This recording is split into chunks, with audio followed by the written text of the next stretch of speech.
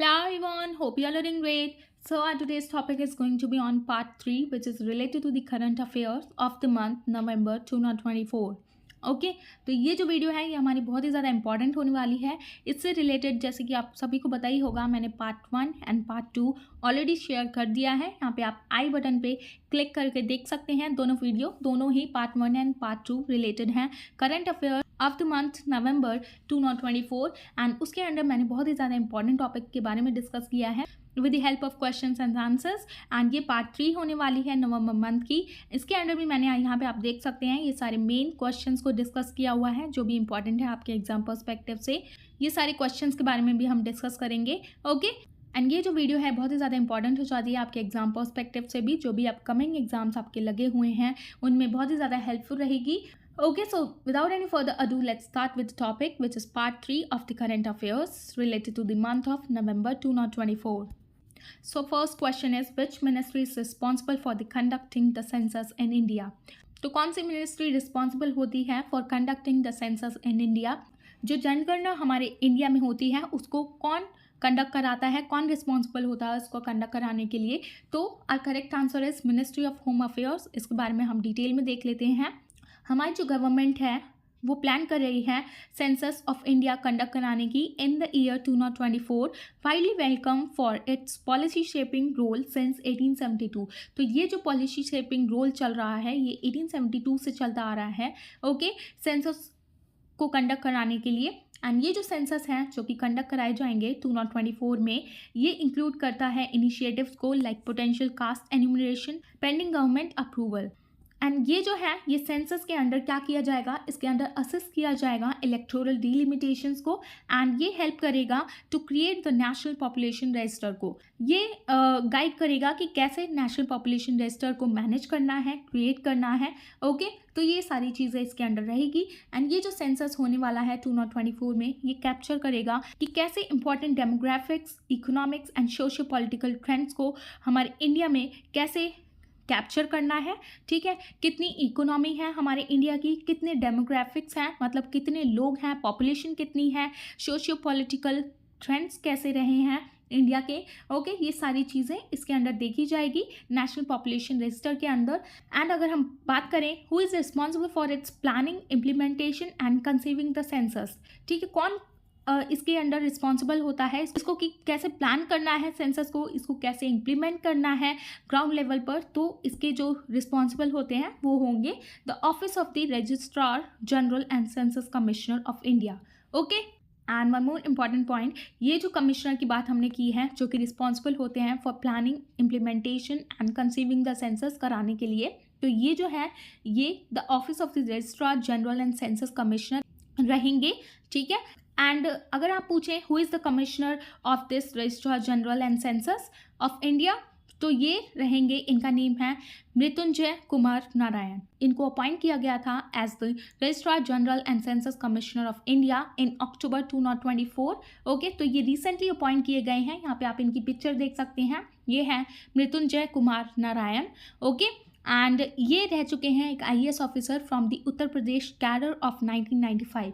तो बिलोंग करते हैं ये उत्तर प्रदेश के कैडर से, IAS ऑफिसर रह चुके हैं ये। ओके तो ये सारी चीज़ें आप याद रखिएगा related to the census in India. Now next question is Tihar festival is mainly celebrated in which country?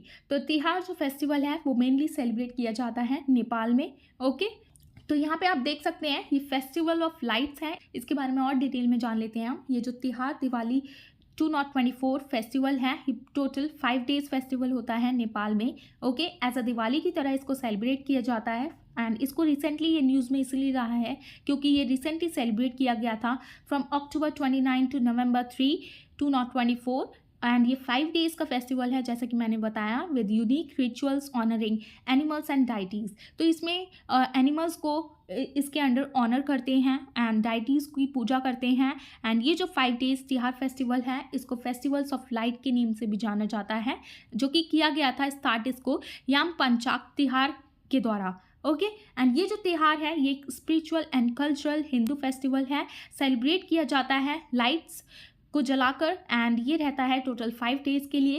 And अगर हम बात करें इसका जो सेकंड डे है इसमें कुकुर तिहार बोला जाता है इसके सेकेंड डे को, जिसमें कि क्या किया जाता है, डॉग्स को ऑनर किया जाता है उनकी लॉयल्टी एंड कंपेनियनशिप के लिए। एंड थर्ड डे इसमें किया जाता है लक्ष्मी पूजन, ओके, गॉडेस ऑफ वेल्थ को पूजा जाता है, which is traditionally held on the Tihar third day, okay, and many Nepalis are observing Lakshmi Pujan this evening on the third day of this festival, okay। तो ये सारी चीज़ें आप याद रखिएगा। इसे फेस्टिवल ऑफ लाइट्स के नेम से भी जाना जाता है एंड ये रिसेंटली इसीलिए न्यूज़ में रहा है क्योंकि अभी ये सेलिब्रेट किया गया है। यहाँ पे आप डेट्स देख सकते हैं।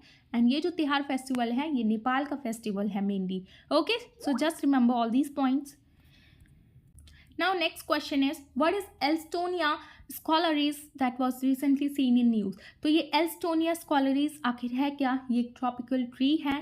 तो ये आपने ट्री को देखा ही होगा, ये आप देख सकते हैं इसके फ्लावर को। आप जब भी आपने ये देखा होगा, जब भी आप इस पेड़ के नीचे से निकलते हैं, इसकी फ्रेग्रेंस कितनी मस्त फ्रेग्रेंस होती है, एकदम चमेली जैसी, ओके। बहुत ही सुंदर इसकी फ्रेग्रेंस होती है। तो ये न्यूज़ में क्यों रहा है, ये जो ट्री है ये एल्स्टोनिया स्कॉलरीज, ये एक ट्रॉपिकल ट्री है। रिसेंटली अभी देखा गया साइक्लोन दाना आया था कोलकाता में, तो उसकी वजह से हैवी रेन देखी गई थी, जिसकी वजह से क्या हुआ, ये जो एल्स्टोनिया स्कॉलरीज हैं उसने ये जो है ये फ्लावर्स देख सकते हैं, इसकी वजह से काफ़ी स्ट्रॉन्ग स्मेलिंग फ्लावर्स को देखा गया।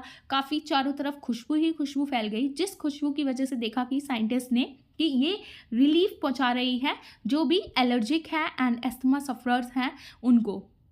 तो इसीलिए ये जो ट्री है ये बहुत ही न्यूज़ में रहा, ठीक है। ये काफ़ी कंड्यूसिव रहा लोगों के लिए, काफ़ी बेनिफिशियल रहा, जिनको भी ये डिजीज़ से प्रॉब्लम थी, एस्थमा सफरर जो भी थे, इनको रिलीफ देखा गया उसमें। नाउ इसके बारे में जान लेते हैं हम एल्स्टोनिया स्कॉलरीज के बारे में। ये एक ट्रॉपिकल ट्री है जो कि बिलोंग करता है डॉगबेन फैमिली से, ओके। इसका साइंटिफिक नेम यहाँ पे आप देख सकते हैं एंड इसको और भी नेम से जाना जाता है एल्स्टोनिया स्कॉलरीज को। इसको ब्लैकबोर्ड ट्री के नेम से भी जाना जाता है, स्कॉलर ट्री के नेम से भी जाना जाता है और डेविल्स ट्री के नेम से भी जाना जाता है।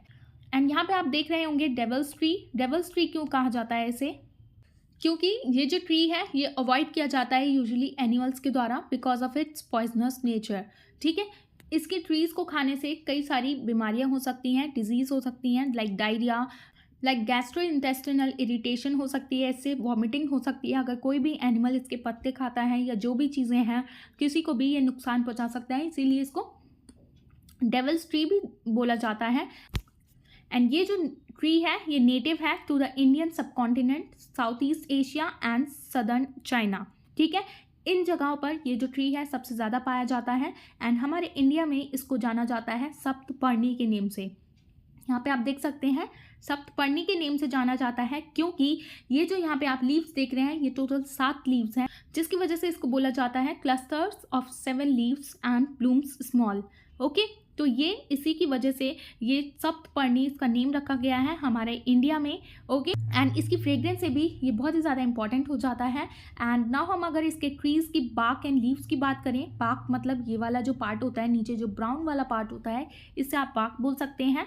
एंड इसकी जो लीव्स एंड बार्क जो है इसको ट्रेडिशनल मेडिसिन बनाने के लिए भी यूज़ किया जाता है। एंड इसकी जो मेडिसिन है वो कंड्यूसिव रहती है for respiratory, skin and digestive issues के लिए, ओके। काफ़ी बेनिफिशियल रहती है इन चीज़ों के लिए।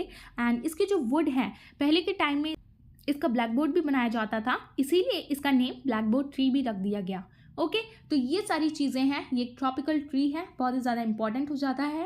एंड एल्स्टोनिया स्कॉलरीज इसका नेम है। So just remember all these points related to this. Now next question is, which ministry inaugurated the tulip initiative at the Shilp Samagam मेला 2024? तो किस मिनिस्ट्री ने इस इनिशिएटिव को लॉन्च किया है? इस इनिशिएटिव का नेम है tulip eight the Shilp Samagam Mela 2024 and ये जो मेला है इसको कंडक्ट कराया गया है न्यू दिल्ली में, ओके। तो ये जो मिनिस्ट्री है जिसने इसको इनॉग्रेट किया है उसका नेम हो जाता है ministry of social justice and empowerment. तो इसी मिनिस्ट्री ने ही इस इनिशिएटिव को लॉन्च किया है। इसके बारे में और हम डिटेल में जान लेते हैं।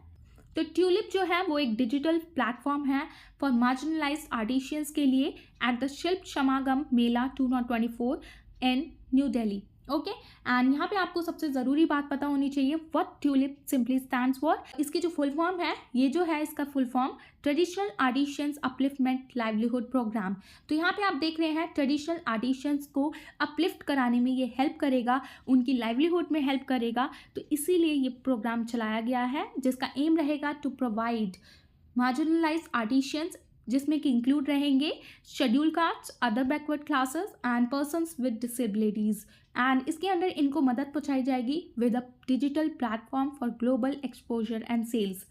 तो जो भी ये आर्ट से रिलेटेड चीज़ें बनाते हैं, जो भी वो बेचना चाहते हैं, तो इसके लिए इनके वर्क के लिए ये अवेयरनेस फैलाई जाएगी, ग्लोबली एक्सपोजर मिलेगा कि ऐसे ऐसे ये लोग आर्ट वर्क करते हैं, अगर किसी को ख़रीदना हो तो वो ख़रीद सकते हैं। ठीक है, तो ये डिजिटल प्लेटफॉर्म में इनको अवेलेबल कराई जाएगी सारी चीज़ें एंड दिखाया जाएगा लोगों को, ग्लोबली इसका एक्सपोजर दिया जाएगा ताकि आगे और इनकी सेल्स में मदद हो सके। ओके, एंड ये जो प्रोग्राम है ये पार्ट है ब्रॉडर एफर्ट्स के लिए to economically empower targeted communities through financial assistance and skill training. इसके अंडर इनको ट्रेडिशनल आर्टिशंस को ये ट्रेनिंग प्रोवाइड की जाएगी इससे रिलेटेड, एंड उनको फाइनेंशियल असिस्टेंस प्रोवाइड कराया जाएगा। एंड इनका मेनली मोटो है कि टारगेटेड कम्युनिटी को बेनिफिट पहुंचाया जा सके इससे रिलेटेड ट्यूलिप इनिशिएटिव से। Okay, so just remember all these points. Now next question is, where was the world's largest coral colony recently discovered? तो recently अभी यहाँ पे आप देख सकते हैं वर्ल्ड की लार्जेस्ट कोरल कॉलोनी को डिस्कवर्ड किया गया है। कहाँ पे किया गया है? वो किया गया है सोलोमन आइलैंड्स पर। यहाँ पे हमारा करेक्ट आंसर हो जाएगा सोलोमन आइलैंड्स। तो रिसर्चर्स ने रिसेंटली डिस्कवर्ड किया है वर्ल्ड की largest coral colony in the Solomon islands. तो ये हम जान लेते हैं इसके बारे में डिटेल में। ये एक पैसिफिक आर्किपेलागो है, ठीक है, मतलब ये आइलैंड्स का समूह है। टोटल 1000 आइलैंड है इसके under with 6 main island and over 900 smaller one. And ये टोटल पार्ट कवर करता है, जितने एरिया में ये जो सोलोमन आइलैंड्स फैले हुए हैं ये टोटल 4,61,000 स्क्वायर किलोमीटर में फैले हुए हैं। ओके, यहाँ पे आप देख सकते हैं यहीं पे ये कोरल कॉलोनी मिली है। एंड ये जो आर्किपेलागो है, पैसिफिक आर्किपेलागो सोलोमन आइलैंड्स, ये लोकेटेड है in the south western Pacific Ocean में। ओके, एंड ये बॉर्डर करता है ये island Vanuatu to the southern east and Papua New Guinea to the west. Okay, and ये जो आइलैंड है ये मेनली माउंटेनियस है एंड ये फॉरेस्ट से घिरे हुए हैं। एंड ये जो आइलैंड है सोलोमन आइलैंड, इसकी कैपिटल हो जाती है होनियारा।